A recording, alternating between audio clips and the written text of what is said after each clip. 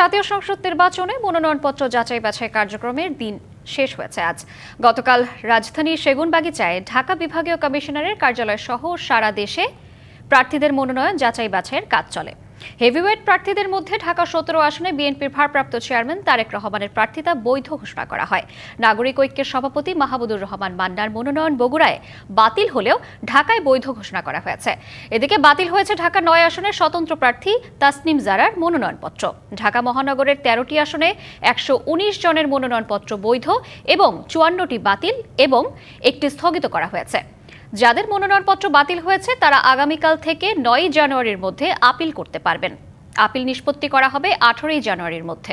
এ নিয়ে আরও জানাতে রাজধানীর সেগুনবাগিচার ঢাকা বিভাগীয় কমিশনার কার্যালয় থেকে যুক্ত হচ্ছেন সহকর্মী সানি আহমেদ। সানি, আজ শেষ হচ্ছে যাচাই বাছাই রীতি অনুযায়ী, এর পরবর্তী কার্যক্রম কি হতে পারে, কি অবস্থা দেখছেন? মহানগর ও জেলার যে ২০টি আসন রয়েছে তার মধ্যে এই ১৩টি আসন রয়েছে সেগুনবাগিচা রিটার্নিং অফিসার কার্যালয়ে এবং ঢাকা জেলা বিভাগে যে ৫টি আসন রয়েছে এবং নির্বাচন কমিশন ভবনে ২টি আসন রয়েছে। এই সেগুনবাগিচা এখানে 13টি আসন রয়েছে। এখানে আসনের মধ্যে একজন মাত্র প্রার্থী যাদেরকে স্থগিত করা হয়েছে এবং কালার এক্সপার্ট, জর্জ স্যাপ এবং মাইল্ড অন হ্যান্ডস টেকনোলজি সমৃদ্ধ অরিক্স ক্রিস্টাল ওয়াশ আপনার লন্ড্রি এক্সপার্ট।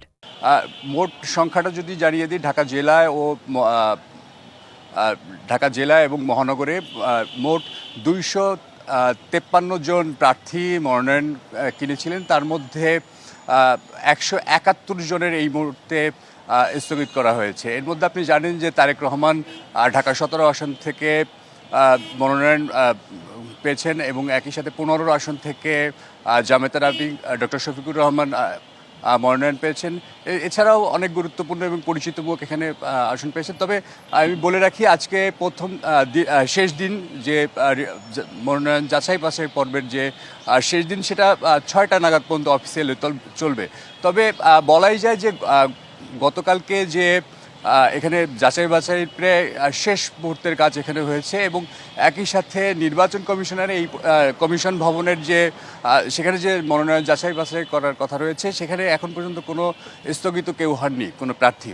এবং এই মুহূর্তে আমি রয়েছি সেগুনবাগিচা রিটার্নিং অফিসারের কার্যালয়ের সামনে। এখানে এখন খুব একটা কোনো ভিড় দেখা যাচ্ছে না, এখানে কোনো প্রার্থী এখন পর্যন্ত আসেননি। তবে আজকে যেহেতু অফিসিয়ালি শেষ দিন, তো এই শেষ দিনকে ঘিরে হয়তো আর কিছুক্ষণ পরেই হয়তো একটি জমজমাট এখানে প্রার্থীদের জমজমাট একটা পদচারণা হবে এবং তারা হয়তো আমাদের সাথে কথা বলবে। তবে এখন আমরা অপেক্ষা করছি, আমরা তাদের কাছ থেকে জানার চেষ্টা করব, তাদের প্রতিক্রিয়া জানানোর চেষ্টা করব। তো এই ছিল আমার কাছে এখান থেকে সর্বশেষ। সানি, আপনাকে ধন্যবাদ।